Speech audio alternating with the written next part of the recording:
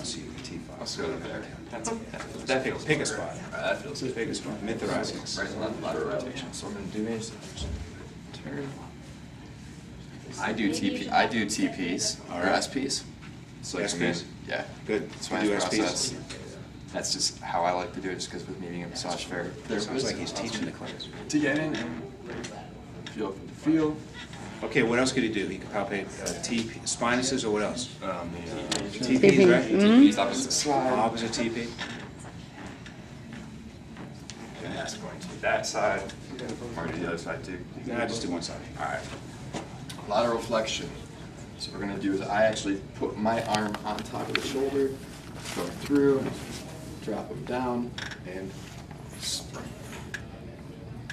When it comes to flexion and extension, if you can go ahead and do this. Yes. Perfect. I got you. Go ahead and go down and bring it straight up. One more time. And back up. And we're feeling the spinuses open. Demonstrate the passive motion that we have. Passive rotation. How would you do that? Passive rotation. How would we do it? Genie for the step. Genie? Genie. Genie. Genie pose. Just fill These guys are helping out. That's right. Genie. Genie. And then you just That is. Just rotation. Yeah, there you go. Mm-hmm. Genie. And then rotate. Rotate. What are you feeling for? I don't remember. That's flexion extension. Just straight up. This is flexion. This is flexion. Flexion No, extension. but That is flip. Yeah, we do that. Rotation too. you said you keep the hands That still. it. Don't remember. Mm-hmm. Now I know what I remember. I'm feeling the spinous processes. Yeah. Okay, go back and forth. What is he feeling for rotation with passive? Just filling them stair step. Yeah. From the stair step. You want to move from midline to the opposite side of Thanks, rotation. Mitch. Easy. Trying Questions? to load spinous process. Good? Still alive. Still alive? Okay. So how about I'm just seeing where it goes. Where is it? I want to see that. It's in the stair. Go ahead, Marcus. Okay. Not cervicals for the How about L3? You do know something. practical. We already did that one. Who wants to do that? Are they the same motions? Same motions. So Yep, it's all the same. Do you want me to we need a rock star. All right, I'll do that. Dale. Oh, he can't be the only rock star. No, let him be the rock The star. he the only rock star? only thing that's different in lumbar is you're going to do a hyperextension of the back. So you're going to have the patient go out their stomach. So go ahead and everything's the same. But the big differentiator is you find that L3 and you go ahead and out with the back. Back. Perfect. One more time. Okay. Awesome. So you protured the belly and it allows those spinous processes to close up. Everything else is the same. With it being the lumbars, you're not going to get as much rotation. So it's going to be a lot less than the thoracics and the cervicals. Contact memory process. Why don't you do those? Yeah. We have short memories. They should have more. Most dead. There we go. And that's it. Down. Motion to the body. All of the torso. Lateral flexion. Whoop. Let's go ahead and page. Here we go. There it is. We can use the tips of our fingers or our thumb. Yeah. You know, either way. When you're on the spinous, what do I want you to do for comfort for the patient on the spinous process? I want to drag some tissue against the spinous process. Absolutely. Absolutely. You can drag some tissue against the spinous process. Make sure there's some tissue between you and the spinous. Good. Good. Easy. All right.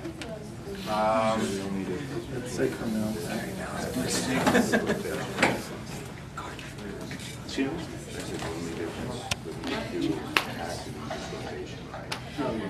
Yes. What motions do we have for the sacrum? Just for the ilium?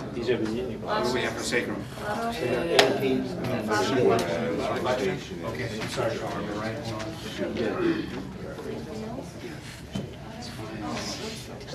on. you also feel the sacrum when you're doing the high knees? What? Like you raise your leg, you feel the anterior and the drop. Hold on, hang on. We'll talk about that. So seated,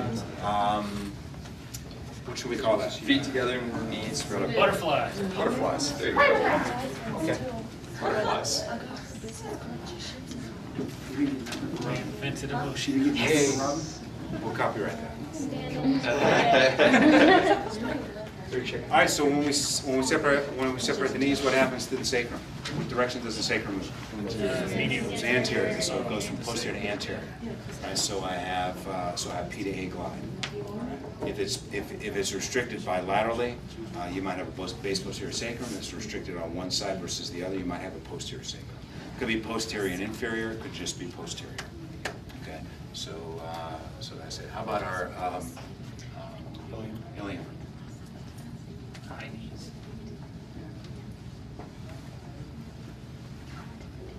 We have our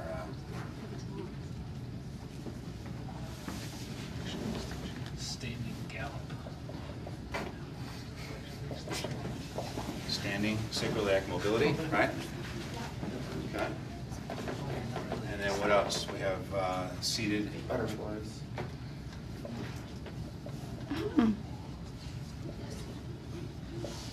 That's better than some other nicknames that I heard. What's key with these? What do I want to get? Making sure the feet are planted. Well, yeah, okay. The how you do the movement, but do I want to know information before I actually have them sit down? Yeah, I want to statically feel the spaces. I want to kind of feel what I feel. Yeah. So I'm going to do static impression, lay them and sit them down. As they move their legs, I'll see the movement or lack of movement. And so I might have a restricted movement, or I might have a movement where that segment's already in that position and it can't move any further. So the static impression, static finding is going to be very helpful. What all are you feeling on the lateral flexion again? Is it anterior? Or Lateral flexion. All right, we're going to feel when we do lateral flexion, we'll feel the sacrum actually drop inferior. Okay. A secondary movement is where the sacrum actually does move anterior. Okay. So, while not specific for a posterior or anterior sacrum, that could be interpreted as a posterior sacrum if it doesn't move anterior. For the practical, can we do a static palpation? What was that? For the practical, can we do a static palpation? Can you do a static Yeah, palpation? like for these, like if those. Like for this one? Yeah. If you're asked to do it, sure. Yeah. Yeah. Or you might just be given that information. Yeah. And then I was gonna say also, do you want us to have them lay down and then lift the leg? That is the other one, right? So how about I'm not sure what that's called. Yeah. The leg lift. What is that called? Just General general restriction. Yeah, general Restriction. hip extension. Hold it down. You guys want a fancy word?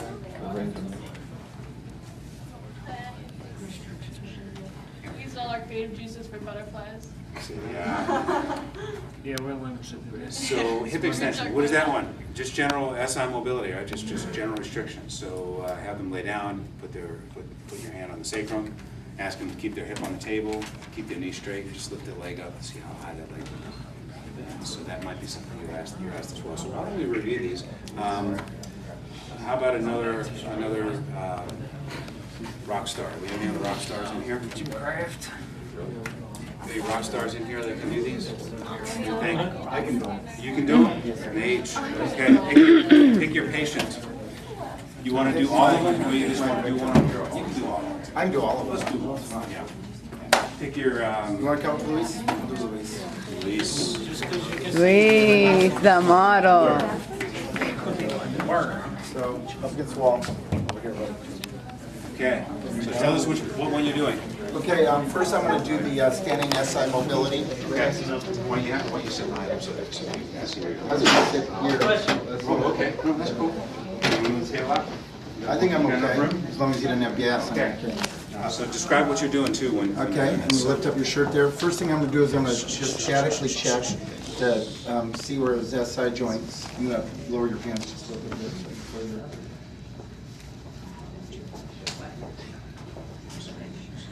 see if they seem like the same distance, checking between his sacral tubercle and the PSIS. He seems pretty close to center there. And then what I'm going to do is I'm going to put one hand on the sacral tubercle and the other on the PSIS. I'm going to ask him to lift his right foot slowly, as high as you can. And I'm going to feel for try that one more time. It should go down. The PSIS should go down or inferior. I'm not feeling that for some Okay, reason. all right, hold on, stop. So help him out, what would be better? He's got his fingers like this, what would be easier for him to do? Use your thumbs, because with your thumbs, you can kind of stabilize the patient, kind of, so that they can, all right. So we use our thumbs, right thumb on the PSIS, left thumb on the second sacral tubercle, just like he had, okay? And so then he's going to do the motions, it just helps stabilize the patient. Okay. The other thing is, before you continue, keep your thumbs there. I'm not going to ask you to interpret what you're feeling on the patient during test day. All right, so if you don't feel something, that's okay. Tell me what you would normally feel. All right, and then I might say, well, if they had a PI ileum, what would you feel? Then you'd have to tell me. Okay, question. When we're feeling the PSIS, should it be going inferior or should it be going anterior? When he lifts his right leg, palpating the right side, it should go inferior. Right, so if he had a PI ileum on the right, then it wouldn't go inferior. Correct. Right. Correct. Go ahead and lift your All right, so do that first part again. So Okay, go ahead and lift your right get back foot. on track. Okay, that time I did feel it better with the thumbs there, so. And I'll check the other side. Okay, go ahead and, well, actually I should have had him do the other foot first, right? Exactly, yes. Okay. Go ahead and lift your right foot again. All right. Well, you're the right. Oh, that's fine, your left is fine. Okay. Okay, go ahead and do the right foot again. Okay, now do the left foot. Okay, I feel better. And then I go to the other side and check it. Go ahead and lift your left foot. Okay, now lift your right foot. Okay, so that felt good. And then you go to the two SI joints, right?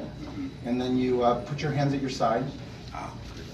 And then go ahead and just bring your left hand down your leg as far as you can. Okay, and I'm feeling his sacrum go inferior and a little bit anterior. And then do the same thing on the right there. Okay? Beautiful. And then I felt it move both times, so. Okay. And then for sitting. Okay, hold on. Question. Where is the hand placement again? Hand placement is on the base of the sacrum. He has his thumbs on the base of the sacrum. What might be easier is to put your fingers. You can feel it with your thumbs, that's fine. That wouldn't be wrong. So fingers or thumbs. And you want to feel the sacrum just drop inferior. Laterally flex to the right, it should drop inferior. Laterally flex to the left, it should drop inferior. So if it doesn't drop inferior, the assumption is already there. Okay? So we're going to interpret that with our passive interpretation. Everybody understand standing? Right leg, right side should drop down. Lift the left leg, the right side should go up. Okay. And then there's, well, that was the ilium, so I can do the ilium for sitting now? Yeah. Okay. So I don't know where I can sit him so that everyone can see. There. Probably be easier for these people to move over here and for him to sit here. Okay, let's do that. Okay, so go ahead and sit on this side, please.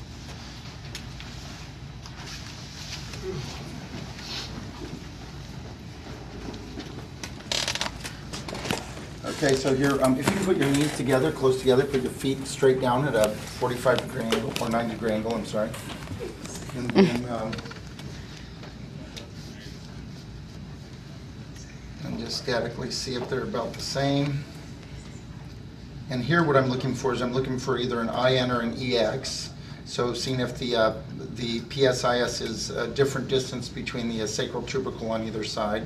I contact the sacral tubercle, second sacral tubercle and the PSIS, and I ask him to slowly move your knees apart as far as you can. And what I'm feeling for is I'm feeling for the distance to come together between the sacral tubercle and the PSIS. Okay, go ahead and do it one more time. Okay, and then I go to the other side, and then do it again. Go ahead and pull your knees apart, okay? And then put it back together. And on both of those, I felt it. And then you can also do the sacrum here as well. Just go ahead and contact the two PSIS joints there, and then ask him to separate his knees again. And you want to feel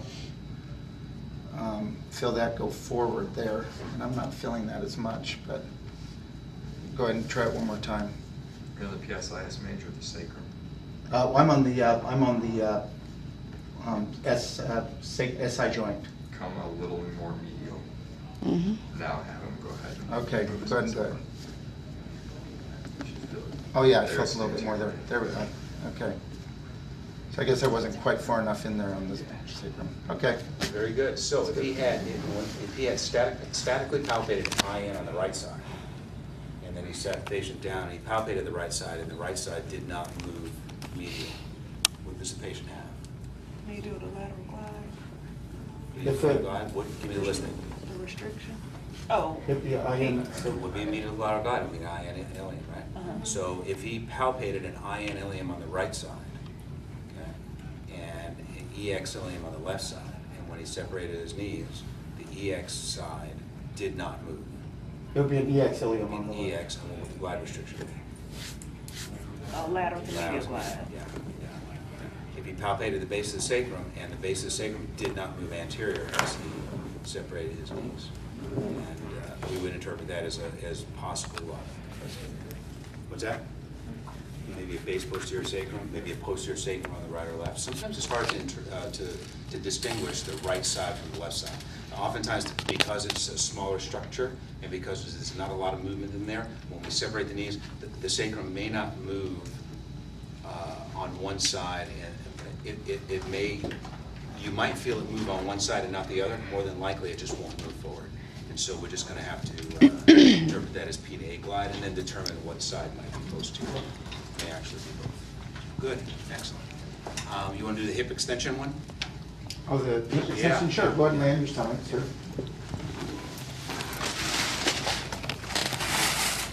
The hip extension, it just tells us that something may be wrong. Just general SI restriction. General restriction, go ahead and lay in your stomach there, sir. I'm gonna go ahead and contact your sacrum, and I'm gonna just see if you have any restriction, general restriction in your hips. So go ahead and lift your right leg. Okay, go ahead and lift your left leg. Okay, So what would be the good instructions for him? What do we want to tell him? Straight off the tip. We're going to tell him to keep, your hip on the try to table. keep your hip on the table, your knees straight, and then lift the leg up. This way, we're actually stressing the SI joint. So that might be the instructions that we'll give the patient. and then there's one more we did from here too. We checked the, ischial tuberosities from here as well, right? Just statically. Just Yeah, added? that's just static. So we're not doing, okay. Okay, that's it. Thank And you, that just sir. gives me general restriction. What if the patient had a hip problem? What if the patient had some issues with their hip? Some degeneration of the hip, so they have less mobility in their hip. Do you think the leg will go up as high? So that in case history literature. that's exactly right, yes. So you'll find that in the case history. But, so this test could have other positives that might be, that might not be related to the SI joint. Okay? So if you got an 89-year-old, person, arthritis, and they kind of hurt, and they may not be able to do this very well on one side versus the other. May or may not indicate SI joint problems. Okay? But this is general SI joint restriction. Good. What else? What else you want to say?